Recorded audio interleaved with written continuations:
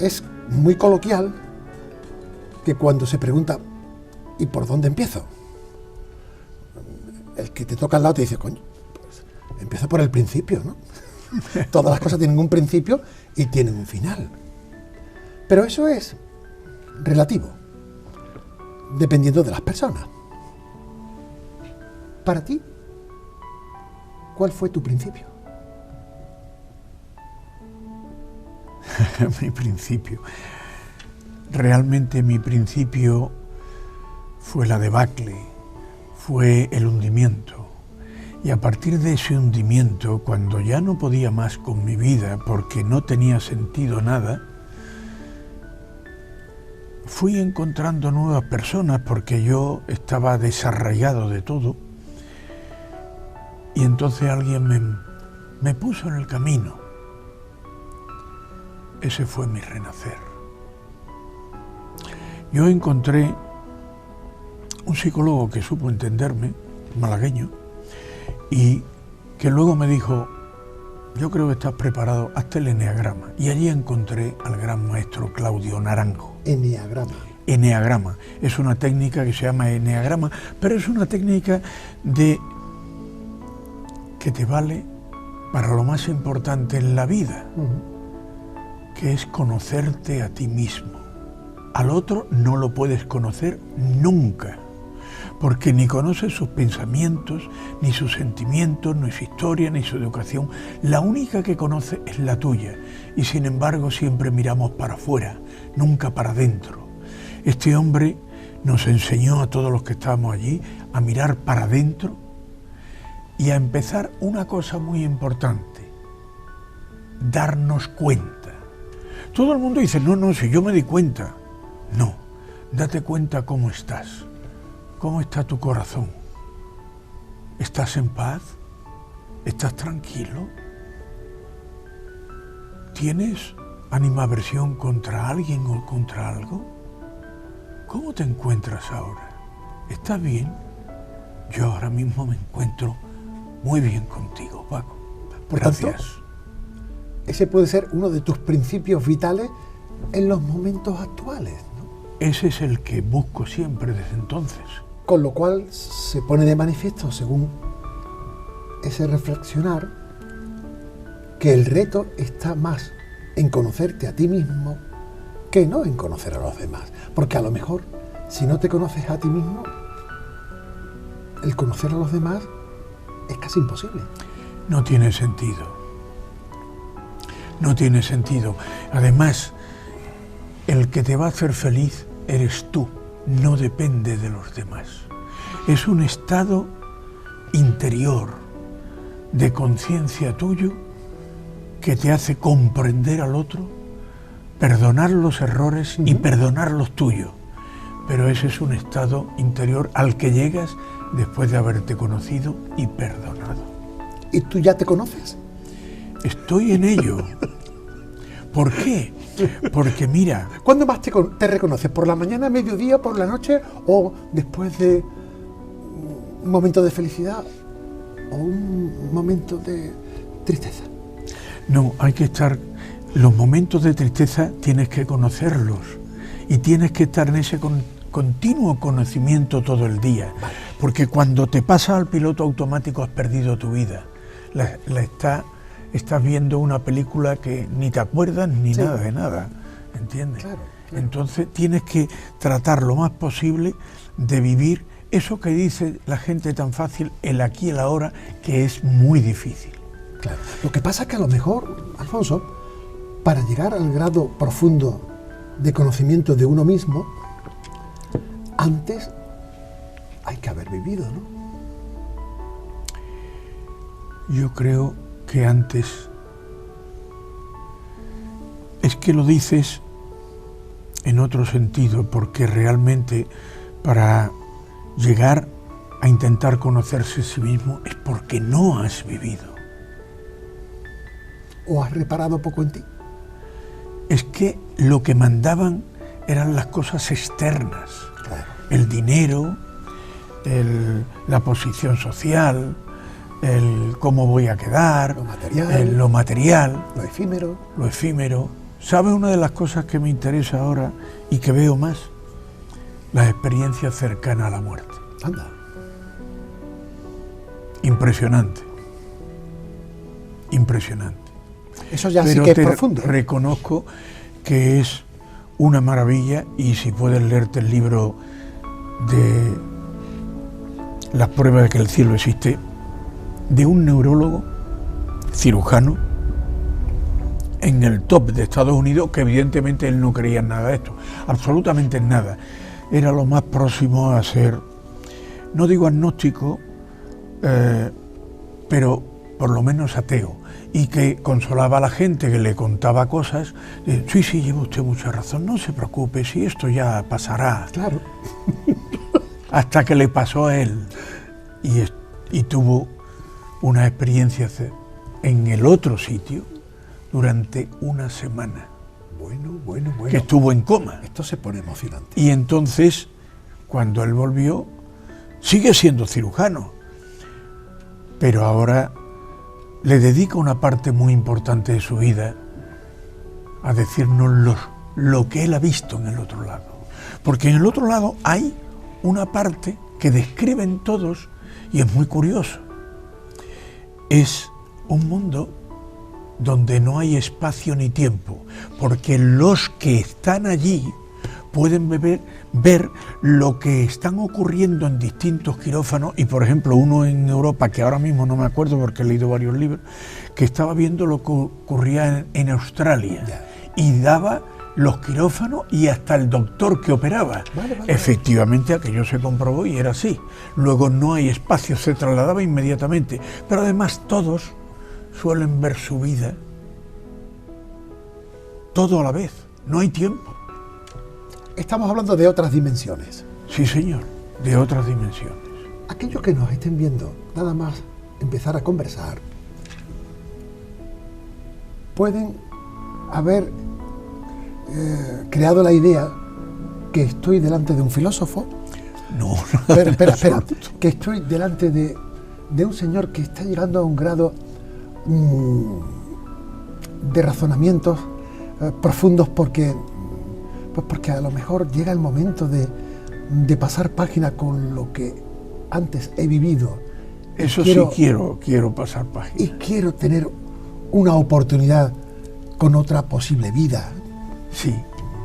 Pero claro, no podemos descartar el principio del principio y otro principio. Claro. Y no se entendería esto si no vemos Exacto. los desafueros y los errores tan grandes que he cometido. Por tanto, hay dos principios en tu vida. Bueno, Un claro, antes y un ahora, o Claro. un hace poco. claro. Y por darle a esa moviola de los principios vitales, Sí, estamos hablando de un malagueño, sí, ¿vale? Que viene al mundo en el seno de una familia intelectual, si no me equivoco. sí. ¿eh? Con Mi padre sobre todo, ¿no? Gabriel, tu madre Francisca, Sí. tu padre con formación cristiana. 11 años en el seminario. Claro. Y luego, oriundo de Cortes de la Frontera, De Cortes de la Frontera. el pueblo posiblemente más lejano de nuestra provincia, Sí, esquinado allí con Cádiz, ¿no? Sí. Tu madre de Ojén, De Ojén, pero realmente toda la familia era de Coín. claro. Y todos eran molineros. Molineros. Qué bueno. Los galianos eran molineros. Pero hasta 1700 y tantos Claro. eran molineros. Tu madre también se cultivó en Sí. ser una profesional. Sí. no era solo ama de casa, que también lo sería. No. Bueno, por supuesto. Las mujeres sí que estaban también pluriempleadas antes, ¿no? Sí, sí, sí. No solo en la casa, sino también cosiendo, cocinando en otros sitios. Y ella cosía maravillosamente, le hacía los trajes de gitana a mis hermanas, te puedes imaginar. Y ayudaba a parir a las mujeres. Claro, porque era practicante y matrona, las dos cosas. En el Hospital Noble. En el Hospital Noble, posteriormente, pero las prácticas las hizo con Galvez Ginachero. Fíjate, un ginecólogo. Sí, sí, ginecólogo de la reina. Como uno de los primeros, claro, claro. Sí, sí. Y ahí, en ese seno de la familia, siendo 4 hermanos, ¿no? 4 hermanos. Vienes al mundo siendo tú el primero. El primero de la lista. Con lo cual he tenido una dosis también de cariño importante, porque te conviertes en el niño bonito. Porque era el primero, mi abuelo paterno tuvo 2 hijos, pero el hermano de mi padre lo mataron en la guerra, ¿no? Y bueno, pues era el niño bonito. Claro, claro. El niño primero es el que se curte más que los demás. Hay quien dice eso y es posible, porque también cuando nos educaban, oye, ten cuidado de tu hermana, oye, que no la pierdas, cógela de la mano y te hacen una sobrecarga de responsabilidad que bueno, que te hace ser más responsable, ¿no? Sí, sí. Y puede ser que sea así. Claro. Puede ser que sea así. Hay que estudiar, hay que salir adelante. Colegio de Parvulitos, muy cerca de casa. Al lado. Y estamos hablando, ¿ya vivías por Capuchinos? Yo nací en Capuchino y estaba en Capuchino. Fíjate tú, hasta los 10 años no me fui de Capuchino. Qué pedazo de barrio. Sí, sí, sí. Viviendo... Y yo iba a Doña Paulina. A Doña Paulina. Que era una casa particular que ella se dedicaba pues a dar clases. Pero yo ya sabía leer y escribir. Porque me había enseñado mi madre. Ahí estamos. Ahí Doña Francisca había echado un poco las letras y los números. Bueno, a mi hija la mayor también la enseñó a leer. Qué bueno, qué bueno. Esto se llama optimizar los recursos familiares. La abuela Juana también puso de su parte, ¿no? La abuela Juana es que realmente cuando mis padres se fueron a vivir a la casa que tenía la abuela Juana, porque era muy difícil encontrar una casa. De ahí lo de Capuchino. Claro, ahí lo de Capuchino. Claro. ¿Entiendes? Y ella, pues ella fue cocinera y cocinaba toda en casa continuamente, ¿no? Dándole tiempo a que mi madre pues fuera al hospital, volviera, porque estaban tranquilas que la casa se iba a llevar bien, ¿no? Era cuando los abuelos, pues, digamos, tenían sus hogares. Sí, sí, sí. Hoy la cosa ha cambiado. Bueno, los valores de la sociedad están cambiando mucho. Claro. Es una pena, porque eso impregna al hombre hasta la médula. Seguro. Y sobre todo donde en una familia haya un abuelo. Sí, sí. Como patriarca o matriarca. Sí, sí. Que asienta valores. Claro. Y presencia. Claro. Yo creo que esa casa, la gente recibe un don especial. Bueno, ella era una persona muy... No sabía leer ni escribir, ella era muy alegre. Claro. Pero fíjate, en 4 meses sí, se le muere su madre, su marido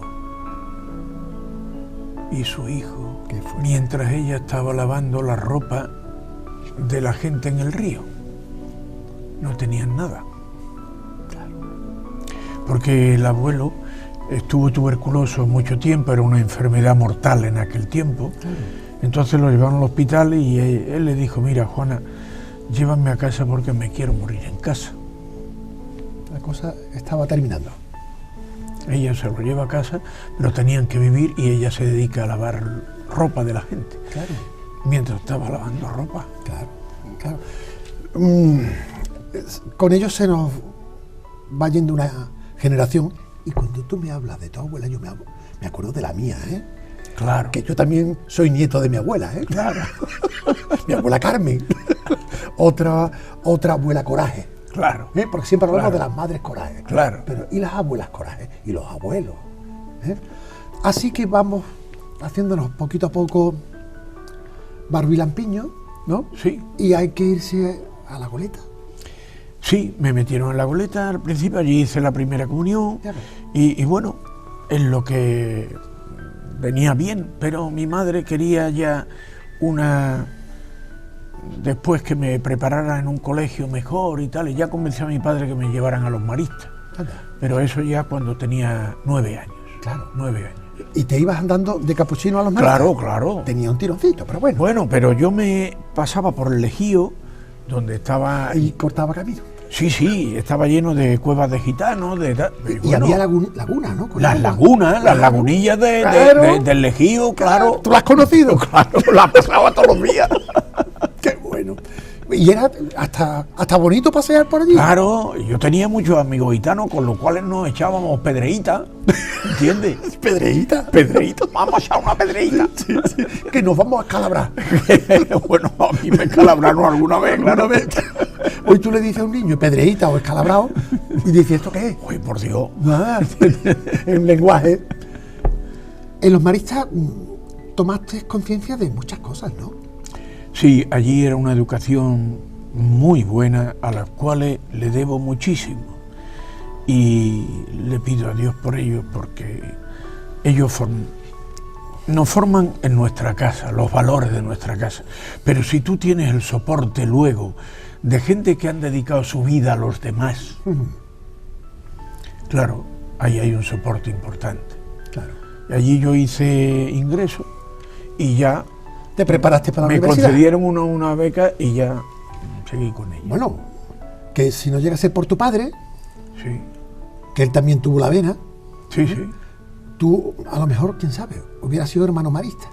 Sí, porque allí a mí tenía esa vena que siempre he tenido espiritual o algo así. Sí. Y entonces pues me dijeron, oye, a ti te digo, pues no sé, yo tenía entonces 12 años, pues no me importaría. Entonces Estaba llamaron mucho. a mi padre. Claro. Pero claro, mi padre le dijo, no, lo siento. No, porque yo estaba 11 años en el seminario y al final me salí. Y se pasa muy mal. Muy mal. Y él se salió en una época que era, pues, la preguerra, en la Segunda República, Claro. y no podía decir ni dónde había estudiado. Es más, lo condenan a muerte por haber sido profesor en San Bartolomé. Ya ves tú. Y lo condenan a muerte. Y digamos que te dio el capotazo Sí, sí. diciendo, cuando seas mayor de edad, Exactamente. Ahí está. Cuando él haga su carrera y tenga sus medios para vivir, que se meta, porque si se vuelve luego, aquí no hay solución, ¿entiendes? siempre hay tiempo de ponerse el hábito. Exactamente. No, él tenía una gran... Y era un hombre, bueno, profundamente cristiano, Claro. Comunión diaria, en fin, A Madrid, a Madrid. no había un sitio más lejos. Bueno, es que él estaba trasladado en Madrid y entonces encontró allí una forma de meterme en Madrid con una beca, porque yo, si no son becas, yo no podía estudiar. Me pasó a mí igual. Claro, esto es lo que es. Era 4 lo que hermanos, era. claro. Era lo que era. Y entonces él me buscó una beca del Ministerio de Trabajo y éramos, 20 becarios nada más. Sí. Pero bueno, habiendo sacado el expediente que yo tenía... Era bueno. Pues era bueno, pues venga, adelante. Sí, pero no te fuiste a una carrerita de esta de Kitipón, ¿no? No, es que ahí fue grave error, ¿no? Yo, como llevaba beca y había sido muy buen estudiante, no el primero o el segundo, pero yo entre 30 alumnos me consideraba el quinto, del quinto al séptimo puesto, ¿no? Vale. Y siempre eran, pues tenías que tener matrícula de honor, si no, no tenías beca, Claro. ¿entiendes? Y entonces, pues, ¿qué carrera iba a hacer yo? Pues la que me gustaba era médico, pero yo tenía que hacer la carrera más importante, la de ingeniero de camino. Es decir, ni me gusta ingeniero de camino, hombre, me gusta por lo intelectual, porque resuelve cosas, pero no era mi carrera. Hice el primer año, Sí. me suspendieron todas, pero la beca era una beca especial que para los años difíciles te daban 2 años para aprobar. Ah, bien. Y entonces en el segundo año ocurrió otra cosa. Se cruzó una mujer. Se cruzó mi mujer, la única novia que he tenido. Claro. Y a mí aquello ya perdí la cabeza y entonces dice, espérate, que ahora voy a rematar. Como en este segundo año a lo mejor no lo saco todo porque está muy complicado, me cambiaron de plan y hicieron una cosa. Sí. En abril, que era cuando uno se matriculaba de libre, Claro. pues me fui de libre y aprobé todo de corrida, claro, porque acostumbrado a ingeniero de camino, que yo estudiaba hasta las 4 de la mañana, Claro. y llegué y digo, venga, aquí lo que estáis haciendo esto es chupado, venga, tira. Tú venías con un nivel de Claro, preparación de preparación grande, entonces pues nada. y una base estupenda. En ese aprobé el segundo curso de geológica, claro. Ahí voy. Ahí empiezan las profundidades. Ahí empieza a perder el tino.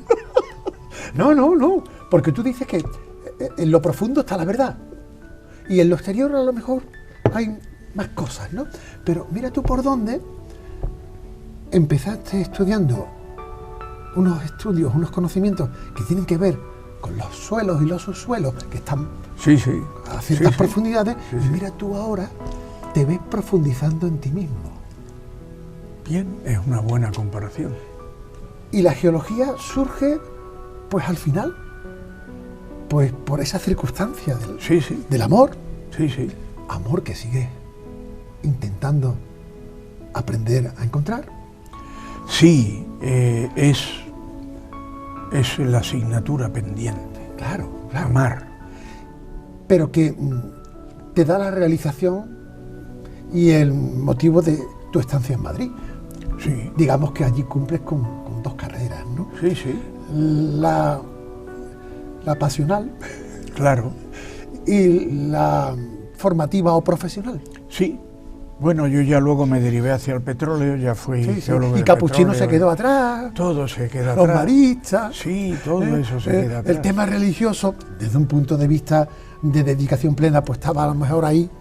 Ahí ha estado siempre pendiente, pero a veces con un rechazo total. Ya. También. Porque también hay muchas contradicciones cuando hablamos Hay muchas de contradicciones. religión, ¿verdad? Ahora ya no tengo ninguna. Te entiendo.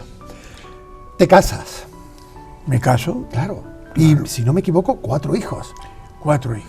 Y nada más terminar la carrera de geólogo, el trabajo te surge. Sí, yo estaba trabajando ya de estudiante, ya me había procurado yo un trabajito de estudiante. El niño que en una empresa de geología de petróleo y donde, bueno, pues yo era el niño de los recados, el que está allí, el que los acompaña, el que le lleva las piedras en el campo porque las muestras, nosotros cogemos piedras de muestra, claro, y que lleva un macuto con las piedras. Allí estaba yo para llevarlo, para aprender de ellos. Te tienes que pegar a los maestros, Claro. ¿entiendes? Claro. Y eso va entrando muy poco a poco. Sí, pero no podemos pasar olvidando que una vez casado y trabajando, Sí. la medicina la tenías aquí. Incluso hice primero de medicina. Tiene mandanga. Estando trabajando yo en Valladolid, entonces estaba trabajando en hidrogeología, pero vamos, Sí. pero en planificación hidrogeológica, un proyecto muy grande. Y yo es que la medicina la he llevado siempre conmigo. Y entonces hice primero de medicina. Pero claro, te quedaste Pero con claro, las ganas. claro, ¿por qué? Porque digo, es que luego me pensé, yo ya tenía 3 hijos. Y claro, ¿qué Estamos hablando ocurre? de Mercedes, Judith y Elena. Elena. Y luego vino Alfonso, el Luego cuarto. vino Alfonso. Pero claro, yo con los 3 hijos decía, vamos a ver, la carrera eran 6 años. Luego tienes un rotatorio y luego la especialidad, 4 años más. Son 10 años. Digo, ¿cómo le dedico yo a estas criaturas? Puede ser. Y entonces lo dejé. No obstante, luego también hice primero de minas, hice 3 años de económicas no, y lo siento, era de administración de empresas, de proyectos, de evaluación de proyectos, todas estas cosas, ¿no? De contabilidad y, luego la tuve que entender porque al final llegué a director de alguna empresa, ¿no? Sí, porque la geología te dio la oportunidad de ser un profesional de primer nivel en ese ámbito. Bueno, sí, yo... no solamente en España. Sí, ya me fui a Zaire, luego a Angola. Tú vas muy deprisa, espérate. Por hacer un recorrido rápido, porque tenemos que llegar al otro principio.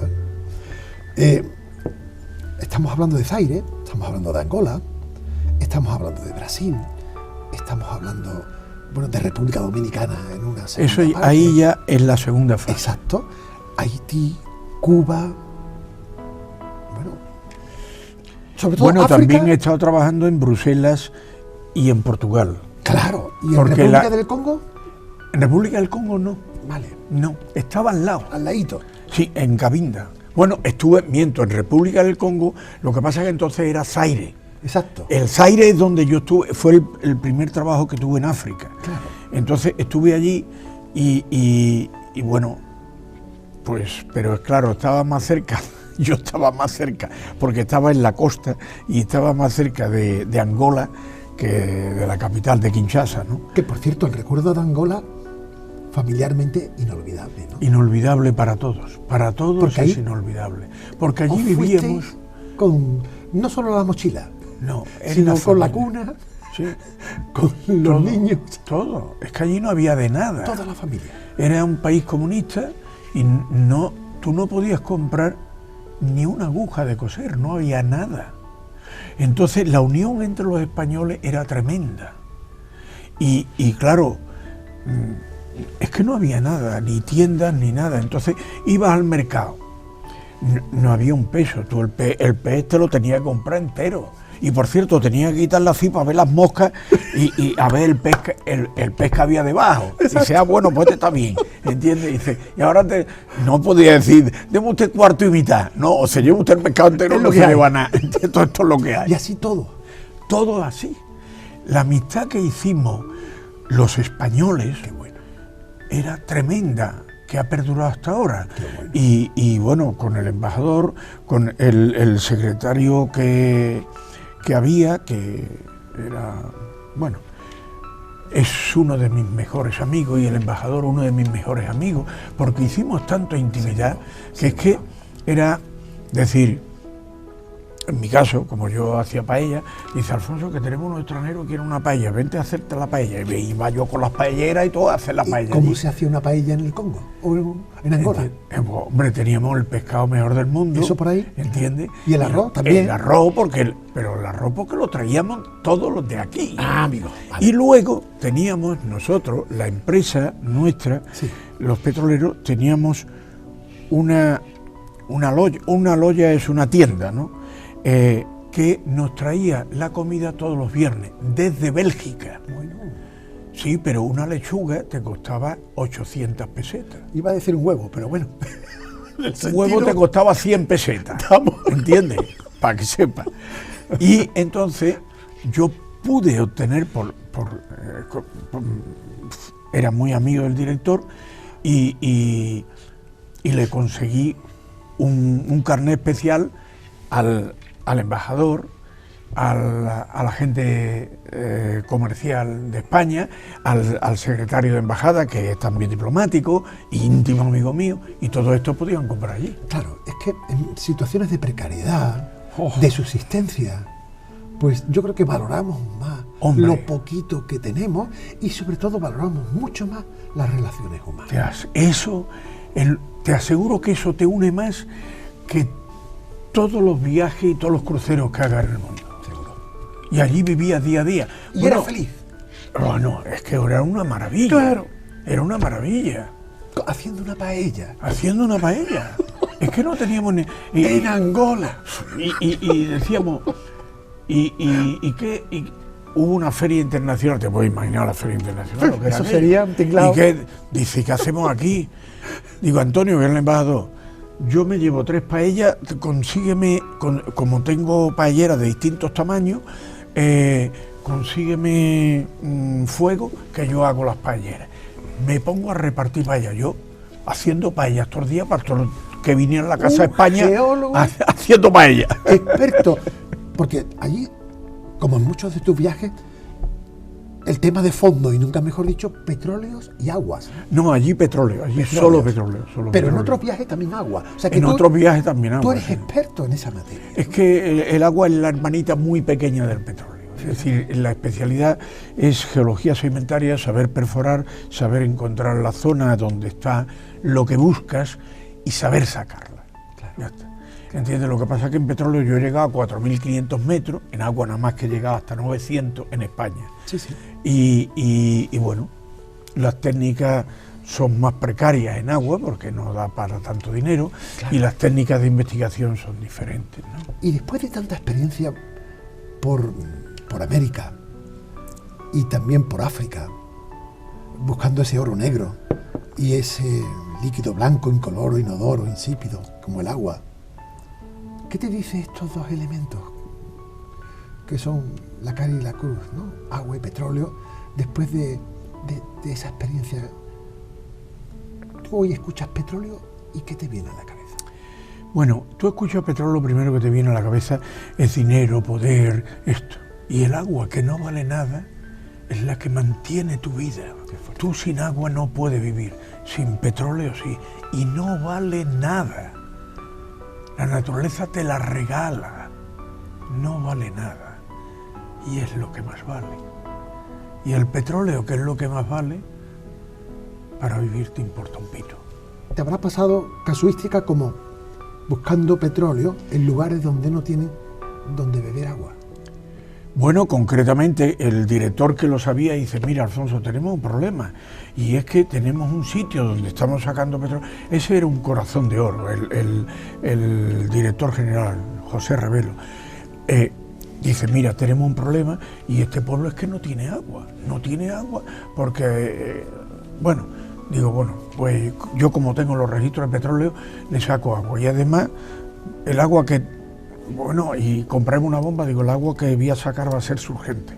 No me diga, digo, sí, déjame, pero que me traigan una... ¿Qué es urgente? ¿Qué surge? Que surge, que sale... Por presión propia. Por presión propia. Llega un momento en que como yo tenía todos esos datos del petróleo, y tal, digo, bueno, aquí le saqué, y efectivamente, cuando llegué, no sé, la profundidad era 200 y pico metros, algo así, ¡pum!, para arriba, vale, ya está, y saliendo un chorro de agua, digo, no, tapen, cierro, que no quiero desperdiciar el agua, cierren las válvulas, y ahora vamos a ponerle ya toda la tubería y todas las cosas que están adecuadas para que el pueblo tenga agua, el pueblo encantado de la vida. O sea que para ellos el agua era el oro negro. El oro, el auténtico oro. Seguro, Alfonso, que podías estar hablando de experiencias, de situaciones. Claro. Porque ese bagaje, claro, de tu mochila, más o menos ligera, siempre llena posiblemente, te ha conformado al ser humano que hoy estás aquí. Claro, por ejemplo, mira, allí en Angola, yo en mi casa teníamos un campeonato, pero bueno, de dominó y otro de mus. El que era un fiera al mus era el párroco, que era un vasco. Toma. Un vasco, y que cedió su título al segundo de la ESO. Es lo que quería en los demás. Bueno, le dieron 7 puñaladas y lo enviaron a España y se curó. Sí, sí. ¿Y luego qué hizo? Volverse allí otra vez. Y allí murió. Claro. Posteriormente, dedicó su vida a los demás. Y jugaba al mus. El que jugaba con él sabía que iba a ganar. Porque era un fuera jugando al mus. ¿Entiendes? Qué bueno. No tenía lo que le daba el Estado después de haberle expropiado todo. Era 1 kilo de arroz al mes. Y ahí te las apañé. Gracias a Dios había españoles y había portugueses con corazón que le aportaban. Claro. Bueno, has estado trabajando para Repsol, sí. Has estado trabajando para proyectos, como digo, de una gran importancia vital para países subdesarrollados, sí, o en vías de desarrollo. Sí. ¿Hasta qué punto uno tiene un grado de conciencia de que estamos explotando a los que menos tienen en materias primas? Totalmente. África ha sido el abastecedor de las materias primas. Ahora posiblemente, no estoy muy informado, el colteno o cosas, o tierras raras, pero antes ha sido petróleo, claro. En fin, porque Angola ya producía 500.000 de petróleo, de barriles al día. Yo cuando me vine no, producíamos muy poquito, porque nuestra compañía no había entrado en el mar. Entonces entró Elf y descubrió allí la tira. Y entonces lo que hemos ido es sacando, pero fíjate,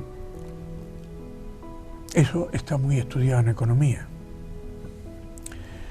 Se llama la maldición de los recursos, porque cuando ese país en vías de desarrollo, por llamarle de alguna manera, sí, tiene de buenas a primeras esa riqueza, lo que se crea es una corrupción enorme, terrible. En el mismo país. En el mismo país.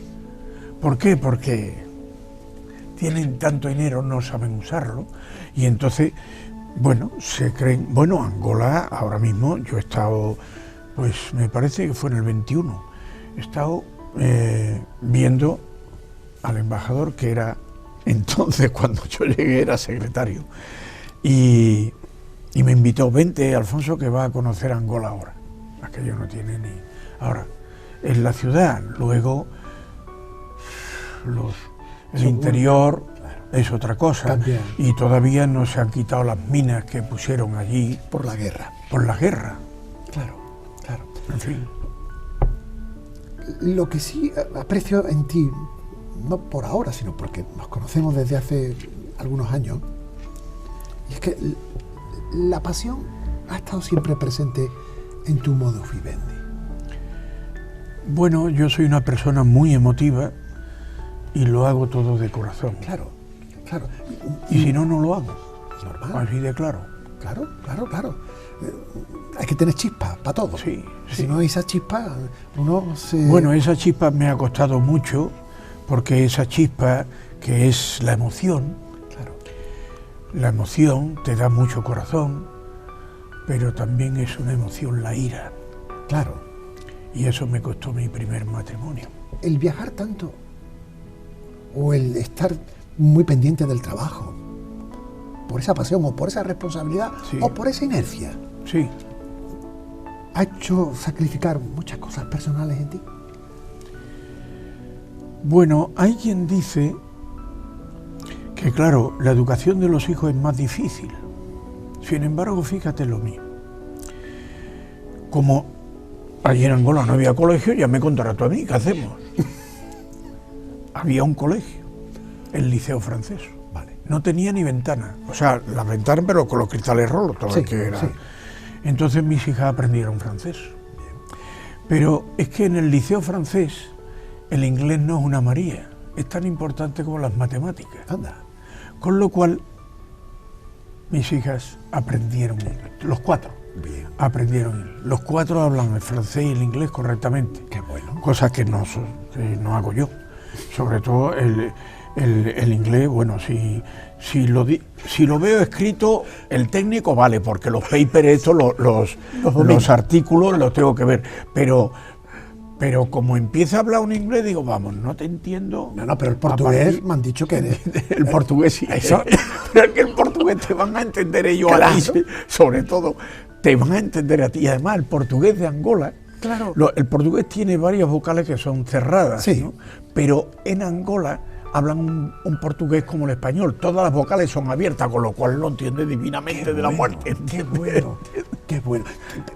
Pero claro, todo ese bagaje que tú vas acumulando, vas viendo que te realizas como profesional, pero llega lo que llega. Las circunstancias de la vida hace que tu situación personal, pues como hoy en día, sí, muchos, ¿no? Pues toma un giro. Fue muy mala, sí. Toma un giro. Muy mala. En parte debida a mí, claro. Aunque esto es cosa de dos, yo hablo de la mía. Sí. Y tanta ira, tanta llevar razón, tanto tantos gritos, tanta rabia, tanta por cualquier tontería. Claro, yo era una persona que estaba continuamente en estrés porque tenía que hacer 20.000 cosas, ¿no? Y entonces eso no era bueno. Ya. Entonces eso, pues... Sí, pero no dejabas de seguir siendo geólogo. No, y incluso además, te vienes a Málaga Bueno. Y intenta formar una fundación bajo el amparo de EMASA. Sí. Agua. Sí, Málaga. Sí, bueno, porque Málaga Cosa que no prosperó. siempre estuvo en mi alma, y igual que los compañeros maristas, con los cuales seguimos viéndonos más de 60 años. Uy, eso es un privilegio. Todos los años. Bueno, por Dios. Y ahora ya ha convocado un compañero nuestro, Salvador Melibeo, ha convocado ya para el verano. Dice, hombre, porque ya como nos quedan pocas comidas, pues vamos a hacerla también en verano y en invierno y en Navidad, que es la que hacíamos, y la vamos a hacer así. Y eso ha venido siempre conmigo. Cuando yo tengo esta crisis tan grande que me hunde en la miseria, me vengo a Málaga. Claro. Me vengo a Málaga. Pero pensando en que Málaga es un tránsito para intentar aliviarse uno con las identidades que aquí se tienen por haber vivido y nacido. Pero sigue de nuevo con lo tuyo de hay que seguir trabajando. Hay que seguir trabajando. Y claro. Bueno, aparece América. Aparece. República Dominicana, Haití, Cuba. Y fue Cuba el último. Yo estuve en República Dominicana, estuve trabajando para proyectos de la Unión Europea, muy interesantes, y estuve pues 4 años. Y luego pasé en Haití con la cooperación española para el agua, porque España se había comprometido con darle agua, y claro, estos angelitos no tenían ni idea, ¿no? Entonces, pues, en Haití la vida era muy complicada. ¿Hablamos porque del país más pobre del mundo? No, el segundo. El segundo. Dividido por una franja entre cierta comodidad como la República Dominicana, ¿no? Es el paraíso perdido. La República Dominicana es vida. Fíjate. De acuerdo, hay también pobreza, Sí. no lo podemos evitar, también aquí también hay, en Estados Unidos también hay. Claro. Pero la gente vive y baila al son de la bachata, del son cubano, del merengue, de lo que sea, es pura vida. Vale. Y lo otro es muy duro. Además lo puede ver en Google, porque la línea que los traza, en un lado todos son bosques y en el otro lado han talado todos los árboles porque no tienen ni carbón para cocinar. No tienen ni sombra. Nada. Y allí estuve también 4 años. Claro. Y bueno, es que se dio mucho dinero, pero ellos no tienen capacidad de gasto. Es decir, deme usted dinero, mire usted, ya se le ha dado dinero, está aquí, hay una parte que está en su banco ya, pero ahora yo le tengo que dar permiso para sacarlo del banco y gastarlo, deme usted el proyecto. Claro. No hay proyecto, porque sus ingenieros no saben hacerlo con un canuto. Entonces estuve yo con ellos trabajando, digo, venga, vamos a hacer un proyecto de agua para tal pueblo que ellos conocían muy bien y tal. El proyecto más extenso tenía 2 hojas y era un mitin político, más que un proyecto. No me decían ni el número de habitantes, ni qué tubería iba a poner, ni de dónde iba a sacar el agua, nada. ¿Qué escasea más? ¿El agua o el petróleo? Vamos a ver. El agua de consumo doméstico, no el agua del mar. Claro, el agua de consumo doméstico, pues depende los sitios, claro, porque hay sitios donde sobra agua, son los del norte, por ejemplo, de Europa o algo así, o en Haití, fíjate, en Haití tenían una pluviometría de 2000 y en España tenemos 500. España, el sur de España, es sequía, es pura sequía. Totalmente. ¿Entiendes? Murcia y Almería es pura sequía. Y es sequía porque quiere la política. Allí se puede llevar agua. Pero la política se ha metido por medio y en vez de hacer el trasvase que se tiene que hacer como corresponde, de donde se tira agua al mar, es que perdemos el delta. Bueno, el delta hay forma de, digamos, no digo que no se retrotraiga un poco, pero hay forma de compaginar esto y llevar agua Almería y a Murcia. Buscando equilibrios, ¿no? Buscando equilibrio. Siempre el resultado está en equilibrio. Porque ni usted gana, pero es que en Málaga lo tenemos. El río Guadiaro es el que más agua lleva de Málaga. Hablamos de Cádiz, ¿no? No, hablamos, la salida está en Cádiz, pero por donde viene todo el río, Serranía de Ronda, hasta Cortes de la Frontera, es de Málaga. Correcto. Ese río va todo al mar. No se le ha hecho ni siquiera una presa de regulación para evitar las grandes avenidas que causan inundaciones y causan mucho daño. Claro. Ni siquiera para eso. ¿Por qué? Porque los ecologistas, mire usted, los ecologistas, vamos a hablar con ellos porque, vamos a ver, en ciencia hay que discutirlo todo, hay que razonarlo todo y hay que escoger la solución que dé mayor beneficio. Usted está tirando agua al mar y en esta época de sequía usted la sigue tirando porque no tiene presas. Usted no ha tenido presas, pero es que, óigame, que aquí ahora con la Agenda 2030 se están rompiendo las presas. Mire usted que la rompa Alemania me importa un rábano porque tiene una pluviometría enorme, pero que la rompa España y tiene el récord de romper presas, me parece un dislate terrible, terrible, terrible. Eso en cuanto al agua que nos toca, que cada vez es menos, ¿no? Claro, claro, estamos pasando un cambio climático. Lo ha habido toda la vida en el universo. Desde hace 13.800 millones de años, todo cambia continuamente. Es evolución. Totalmente. Claro, con ciclos. Y nosotros estamos aquí porque la primera bacteria que se creó, pues fue evolucionando. Claro. Y ha dado lugar a nosotros. Y seguiremos evolucionando. Por favor, no me diga usted que el cambio climático. Cambio climático ha habido siempre, calentamiento. Mire usted, calentamiento también. ¿Sabe usted qué significa Groenlandia? Es una palabra vikinga que significa tierra verde. ¿Por qué? Porque en el año 1400 hubo unas sequías impresionantes y la costa de Groenlandia estaba verde. Mire usted si había calentamiento. Porque se había quedado descubierta. Claro, porque había un calentamiento terrible. Y en el siglo XVIII se heló el Ebro durante 15 días. ¿Qué me dice usted? Claro que ha habido calentamiento. De todas maneras, algo habremos ayudado para que estos cambios que la Tierra viene teniendo, por la capa de ozono o por... De la capa de ozono ya nadie habla, porque la capa evoluciona, la abertura, esas evolucionan también y se abren y se cierran. El CO2, mire usted, estamos en una dosis de CO2 que es peligroso para las plantas. Incluso. Porque las plantas viven con CO2. Te voy a contar un experimento que cualquiera puede verlo. En el siglo XVII, me parece que fue, un señor que era un genio. Este hombre, preocupado por el clima, las plantas, sembró una planta, se me ha olvidado el nombre, pero lo tengo en casa, No te preocupes.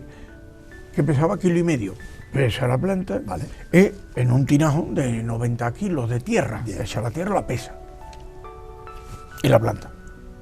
Y durante 5 años, él lo único que hace es echar agua. No echa abono ni nada, Nada. Absolutamente nada. Durante 5 años. 5 años, Bien. tío, Regando, Vale. regando. Nada más. Regar ya. Bueno, al cabo de los 5 años, aquello se ha hecho ya se rompe la tinaja. Claro. Entonces, la saca 275 kilos. La plantita de 1,5 kilos. Y pesa la tierra 90 kilos. Exactamente igual. Entonces, ¿de dónde ha sacado el material la planta? De la atmósfera, del CO2 y el nitrógeno que tiene el nitrógeno es el abono suyo. Absorbido. Y el C, claro, usted para crear materia viva necesita carbono, necesita el CO2. Claro. ¿Qué me está diciendo usted del CO2? Volvamos a los tiempos actuales. Mucho mundo. Mucho rollo patatero. Sí, tú buscando reencontrarte contigo mismo, después de todo el bagaje que llevas acumulado, y surge Campillos. Bueno, hay una crisis matrimonial muy grande que me hunde a mí en la miseria. Ya. Yo no había tenido otra novia, Tus ni otra hijos se habían mujer, ni dispersado. nada, y además hubo un par de años que no me hablaban tampoco. Yo estaba en una soledad tremenda, me levantaba llorando muchos días. Yo soy muy optimista, pero hay dolores con los cuales no puedo. Una mala racha. Y bueno, pues yo estaba separado de mi familia, Claro. muy separado. Circunstancias. Entonces ya había encontrado, porque pasa mucho tiempo, y entonces yo ya había empezado a hacer mis técnicas de crecimiento personal con Claudio Naranjo y todo esto. Ya te estaba sondeando. Sí, ya había empezado, Sí. porque ya aquello había hecho su mella Claro, claro. y ya había hecho mucho trabajo. Y entonces una hija que tengo, la mayor, Mercedes, Mercedes, que vive en Estados Unidos, ¿no? vive en Estados Unidos, Vale. sí, ella vive en Estados Y Unidos. se acuerda de Campillo. Y se acuerda porque ella ama profundamente a Cortes de la Frontera y a Málaga. Vale. El COU lo hizo aquí, en Bien, Málaga. bien. Cuando yo, bueno, la mandé aquí a que hiciera COU porque yo quería Sí, sí. que hiciera no el sistema del liceo francés, sino que yo quiero volver a España. Claro. Y bueno, pues ella a Málaga la ama profundamente y a Cortes de la Frontera. Vale. Y entonces ella se da cuenta de que hay que restablecer la paz en la familia. Y entonces nos invita a toda la familia, con su Maridos, esposas, hijos, nietos, nietos, todos, bisnietos. todos. Mis nietos todavía Bueno, no había. porque no había. No había. Entonces nos invita a todo y a unas personas que eran muy importantes para ella, que eran como sus segundos padres en Estados Unidos, Vale. con sus hijos. Qué bien. Nos invita a todos a Campillo. Yo con mi exmujer no me hablaba. Vale. Después de los juicios que tuvimos y todo eso, Sí, no me hablaba. claro. Claro, allí era ridículo no hablarse. No había que hablar. Ella abre un sistema para que estemos juntos, a ver cómo estás juntos sin hablarte toda la familia. Allí aquello fue un cambio total en mi vida. Claro. Ya había sido el primero con Claudio Naranjo y todo esto, Sí, sí, sí. pero ahora llegaba mi familia. Aquí había carne y hueso. Sí, Y más carne y hueso tuyo. claro, porque yo ya había empezado a estudiarme a mí mismo, a darme cuenta, esta es una parte que me falta, es mi familia, Claro. son mis hijos, ¿Y son mis Mercedes nietos. qué estudió o qué estudia? Ella se hizo técnicas comerciales, el E4 de los jesuitas, que se hace bilingüe, Vale. y estudió técnicas comerciales. Pues tenía mucho de ingeniería el gesto de Campillos, porque tendió un puente maravilloso. Tendió un puente maravilloso. Y entonces Y todos cruzasteis. todos allí, nos llamó a todos y todos allí, ¡A Campillo! a Campillo. Ahí. Fue, bueno, ¡Un reencuentro! ¡Qué bueno! me emociono. porque Claro, allí recuperé a mi familia. ¡Claro! Y entonces, por ejemplo, la madre de mis hijos, que ahora es una de esas abuelas corajes que tú dices, bien. que cuida de mis nietos y de la familia, es un referente. Claro. Con ella me llevo maravillosamente bien. Claro. Por cierto, hablando de nietos, un momento. Porque en este programa dijimos, cuando hicimos el trato, que se lo íbamos a dedicar al menos a los nietos y a los bisnietos. Y a los bisnietos. Porque ya hay bisnietos después de Sí. Campillo. Ha habido prole posterior. Sí, sí. ¿Eh? Hay Estamos- dos bisnietos. Estamos hablando de Alexander, de Inés Luby, sí, bueno, y de Tim, y de Tim, que son los hijos de Mercedes. de Mercedes, Y luego también están Mercedes y Sebastián, sí, que son los hijos de de Judith. Judith, sí. Y por si nos quedaba alguno de los bisnietos, los hijos de Alexander, que vive en Houston, ¿no? En Houston. Claro. También hay No que... sé si ahora está en Austin, pero bueno, no sé si, pero está en Houston, en Austin, pero También vamos. para Isabel Mercedes y Teo, que son los bisnietos. Isabel Mercedes es ya no sé cuántas Mercedes hay, benditos sean porque un nombre muy malagueño. Tienen que parecerse a su abuela. Pues que quede constancia. Sí. Con nombres, apellidos son los tuyos, más los de sus respectivos sí, que son padres o madres. Serían de Yeville, claro, que es el claro. de Yeville. Núñez, no, son mis nietos. Claro. Mis nietos ya no se llamarán Núñez, pero se llamarán, claro, como sea. Yo tengo aquí un libro. Sí. Porque tú te lo has traído, ¿vale? Mathieu Ricard, autor de El monte y el filósofo, en defensa de la felicidad. Ese lo he leído 3 veces. Quisiera leerlo la 4ª. Ese es uno de mis maestros y es un libro. Yo a él no lo conozco personalmente porque él está en el Tíbet. Él era un biólogo, biología molecular genética, sobre la Escherichia coli, hace muchos años. Él tiene mi misma edad, 1 año menos. Y entonces él acaba su tesis doctoral. Su padre era de la Académie Française, especialista en filosofía política. Y él dice, bueno, papá, ya está el doctorado. Bueno, pues ahora lo que tú quieras. Claro. Dice, sí, lo voy a hacer. Qué bueno. Tú tienes tu otro... Y él se va al Tíbet. Se va al Tíbet y se hace monje budista. No de primera, se pone a trabajar con sus maestros y, bueno, pues lleva 40 y tantos años en el Tíbet.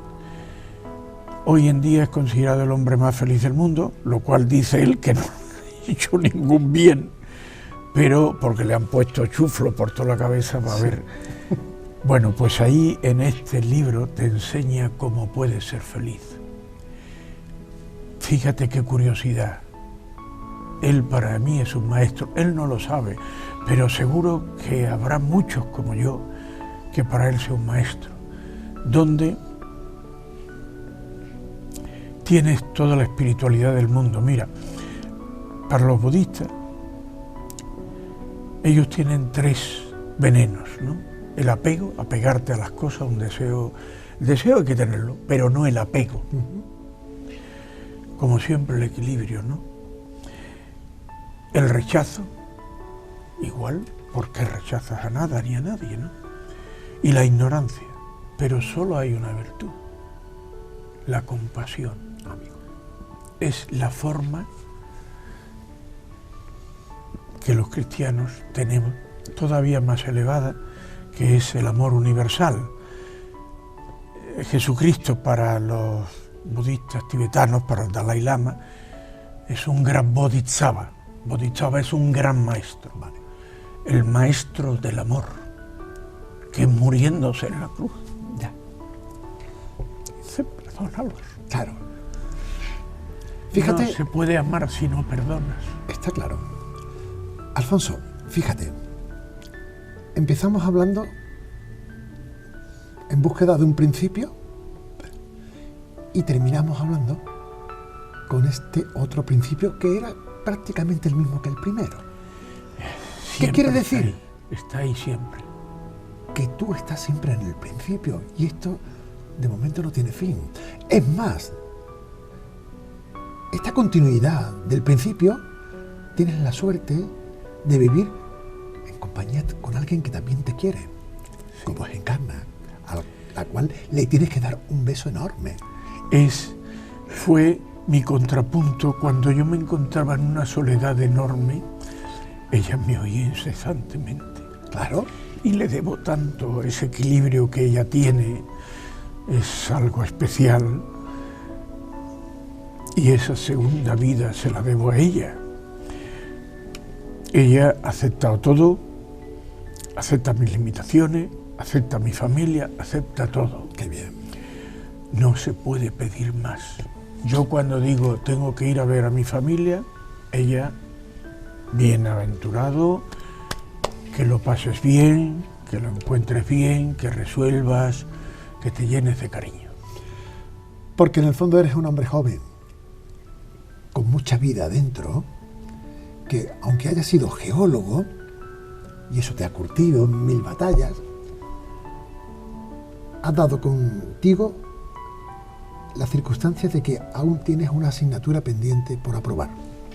Y esa es la que marca el patrón de tu vida, como así hemos titulado en el programa. Alfonso Núñez Galiano, siempre aprendiendo a amar. Amar es muy difícil, pero es tan bonito amar, Paco. No dejes de seguir aprendiendo. Gracias. Gracias a ti.